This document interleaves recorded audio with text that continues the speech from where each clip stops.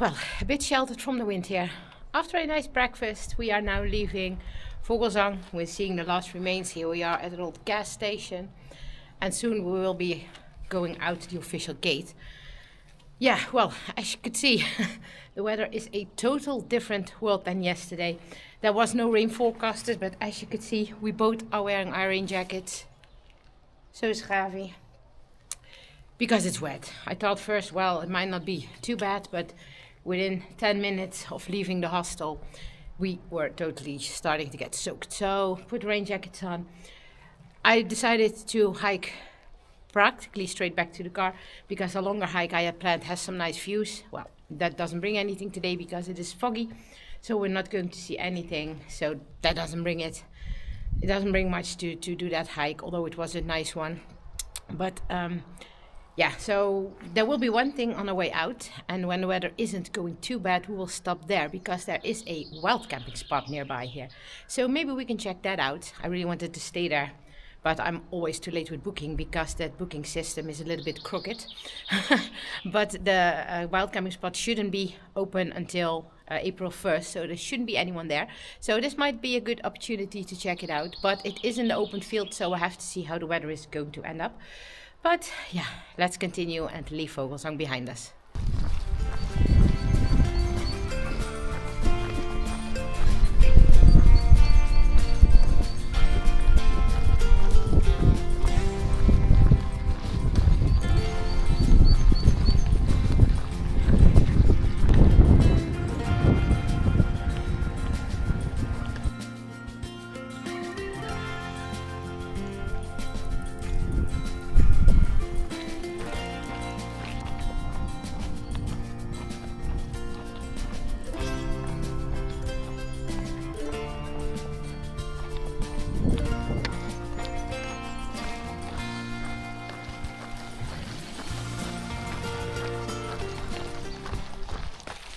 We have now officially left Vogelsang behind us.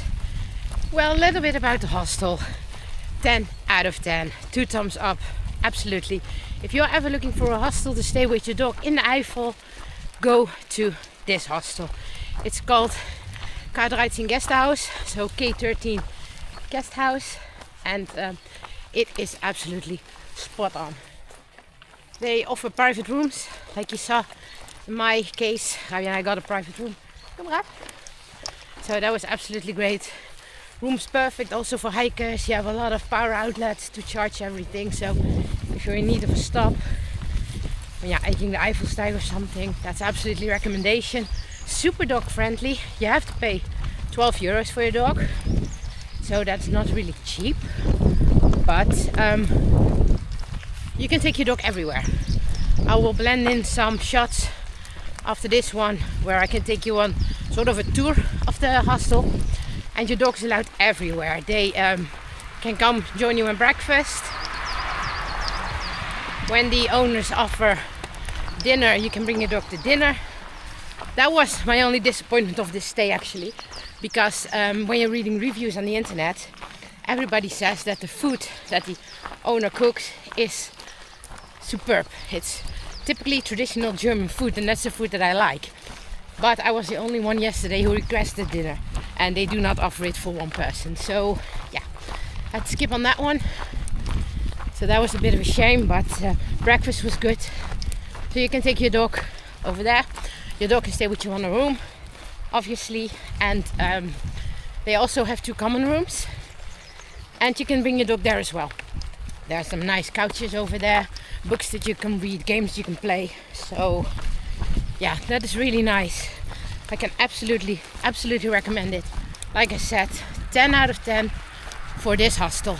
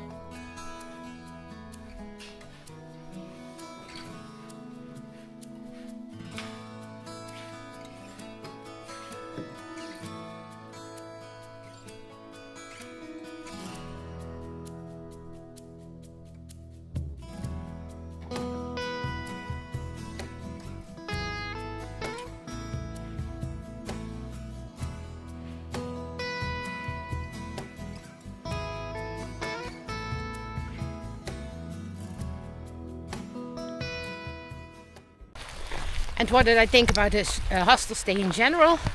I really liked it. It's a bit different, of course, than a hotel, because you have to arrange everything yourself. You can get drinks and everything, and then you have to sign a list and write down what you took, and then you can pay afterwards. So yeah, that's nice. They have sodas, coffee, tea, hot chocolate, wine, so you can take whatever you want.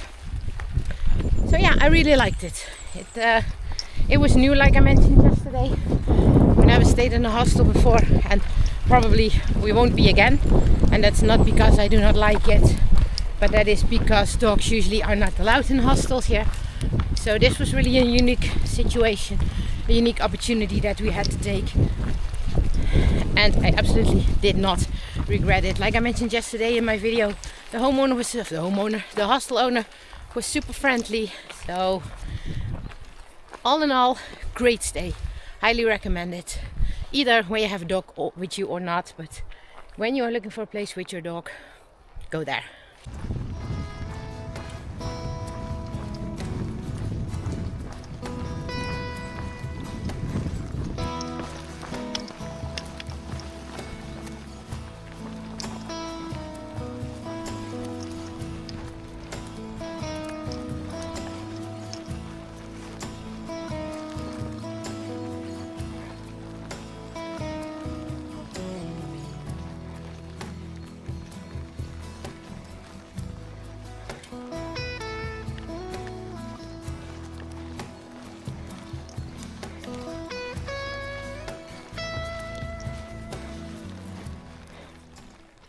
This here is that wild camping spot that I mentioned. You can ask for a permit for it. It does cost money.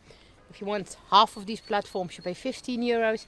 You can also say, well, I do not want to share it with anybody else. I want to have it completely for myself. Then you pay 30 euros. Picnic bench over here. The rules are stuck on that one.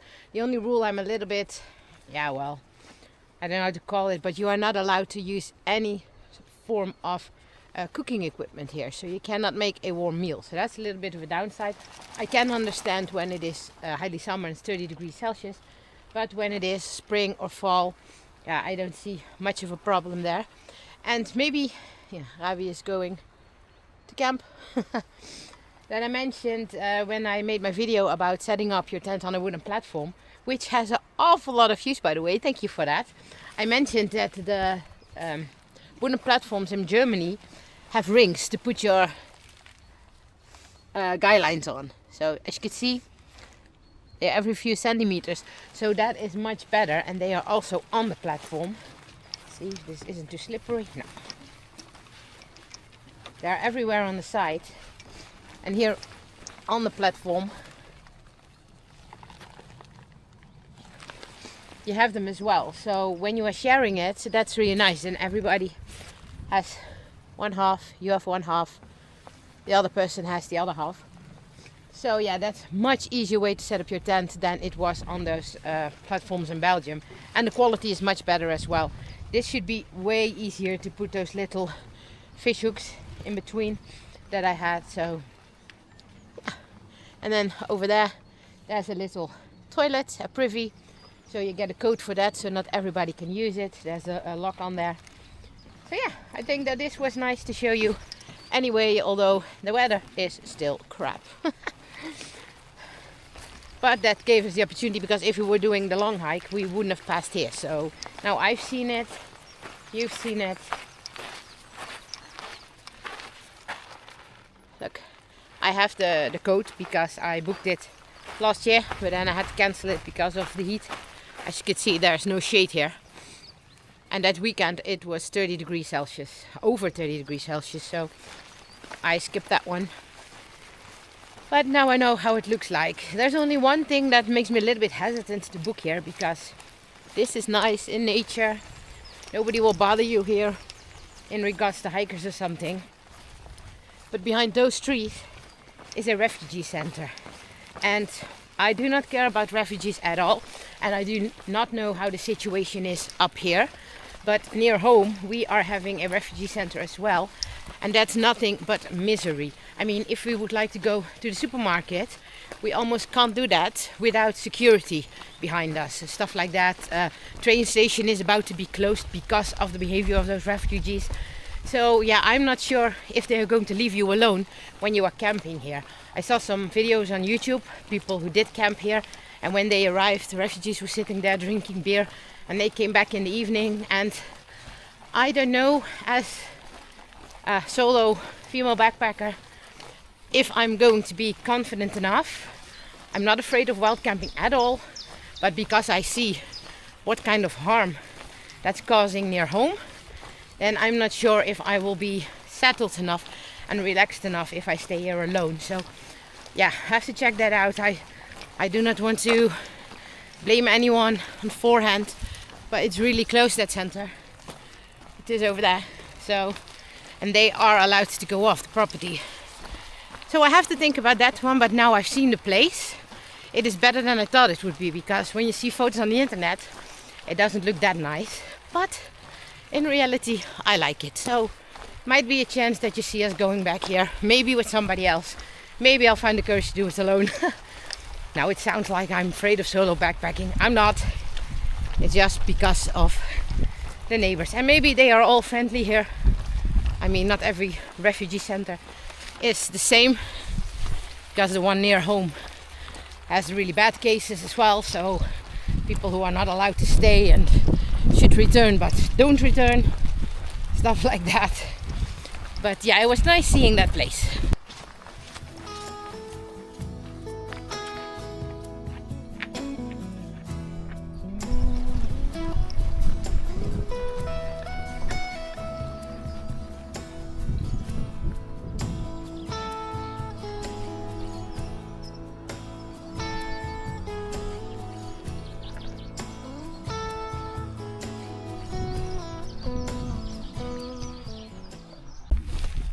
Here behind me are the remains of an old bunker, also from Second World War, and that bunker brings us back to almost back to the car.